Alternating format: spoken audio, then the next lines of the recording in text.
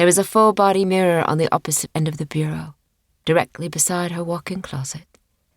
It often spooked her, because her reflection was the first thing she saw most mornings as she stepped into the closet, and, not yet fully awake, it was startling.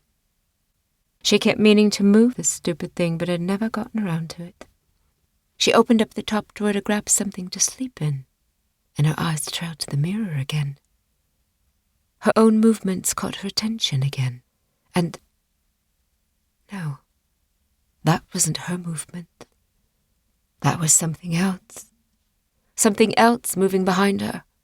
Her heart raced madly as she wheeled around to face the moving shape she'd seen in the reflection. There was a man standing in her bedroom. She'd been so preoccupied with thoughts of work and the information exchanged in the call that she'd somehow missed him. For a second, her brain seemed to freeze. She wanted to scream for help. She wanted to know who he was, why he was there, how he'd gotten into the apartment. But all of those things collided, and she did none of them. She simply froze, staring at him from across the 10 feet or so that separated them. He was blocking her path to the door that led to the hallway, so there was no escape. She could run into the closet, but then what? Her phone was on the nightside table, so she couldn't call for help if she was trapped in there.